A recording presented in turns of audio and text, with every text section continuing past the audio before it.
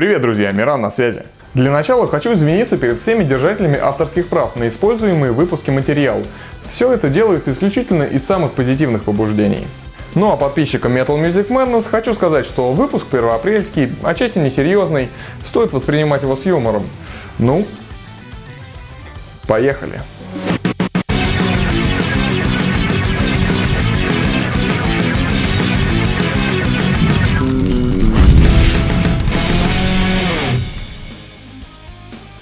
Решил я запилить подобное видео, потому как насмотрелся подхёртных постов в интернетах в адрес героев выпуска. Но знаете, все эти репосты из пабликов с названиями «Чистый святой рок», «Любители металла», «Ванильный рокер», ну в общем, сугубо неформальные комьюнити для истинных ценителей тяжелой музыки. Хотя, знаете, владельцам всех этих горячих пуканов я бы посоветовал иной раз вместо всего того тяжелого рока послушать песни Лепса, и на то есть свои причины.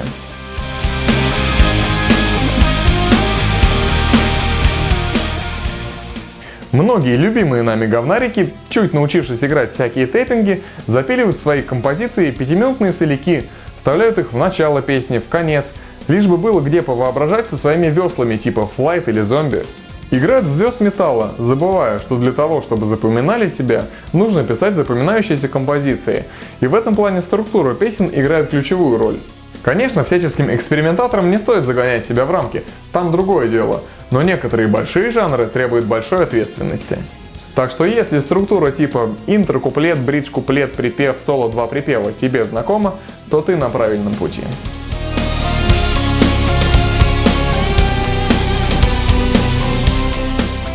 Момент номер 2. Если гармония всех ваших песен, дорогие мои детишечки, строится на крутейших аккордах из песни «Все идет по плану», или, быть может, сочиняя гармонию, вы думаете, что вот тут после нолика идет восьмерочка, то, конечно же, вам не знакомы слова типа транспонирования или параллельные тональности. А вот зря. Кому интересно слушать ваш альбом, если все песни будут в ми миноре? А вот Лепс и компания знают в этом толк. Мыслите шире, не бойтесь заходить в другие тональности, и ваши песни не будут скучными. Объявляет рушат тревогу. Никто из них не видел, никто из них не видел, как ты ночами плачешь, и слухи от тебя несет. Какую бы музыку вы ни играли, металл или не очень, аранжировки играют огромную роль. После того, как вы написали рифы и мелодии к своему треку, работа над песней не должна останавливаться. Дальше нужно думать, например, какой ритмический рисунок выбрать для ударных, захреначить подклады, оркестровые сэмплы или кислотный трансгейт.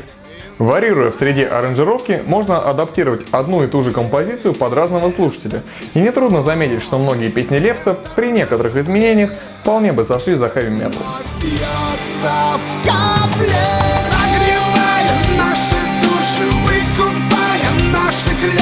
Жизнь входит в берега. Я не пантера для тебя, и этим мучаешься ты.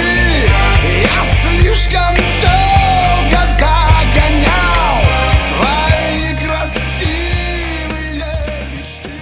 Я забуду на время о динамике в ударных, о том, что не только ручка гейна, но и атака влияют на твой суперметальный гитарный звук.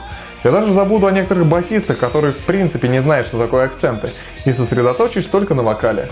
Слушая многие наши метал-команды, складывается ощущение, что единственным важным параметром вокала является высота. Чем выше нота, тем крепче у вокалиста бубенчики. И в принципе пофиг, что при этом у него лопаются все вены на лице, а голос похож на петуха после гелия. Главное, нота-то высокая. А вот нет. Лучше не задирать свой вокал, а передавать им хоть какие-то ощущения, петь эмоционально, технично, с хорошей динамикой, как Гришка. Хотя у него и с диапазоном до проблем нет, это правда.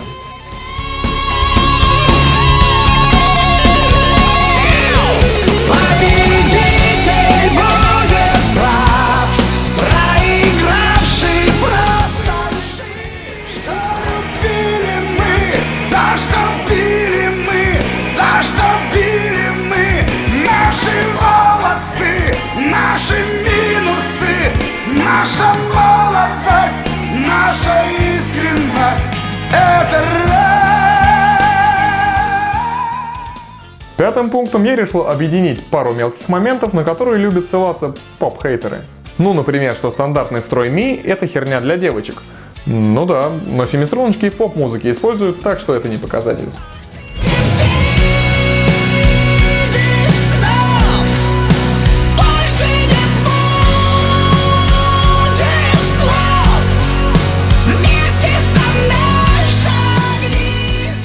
Ну или многим не нравится смазливость и нементальность поп-исполнителей.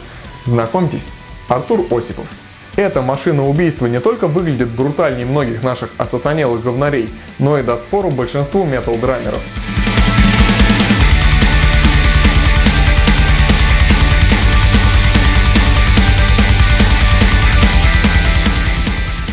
В общем, что я хочу сказать.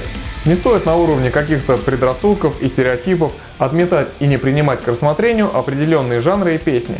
Порой даже самому отъявленному металлисту следует послушать что-то софтовое или электронное. Это позволяет мыслить шире и в будущем привносить в свою музыку определенные эксперименты, навеянные непривычной музыкой. На сегодня это все. Самое время устроить холивар в комментах.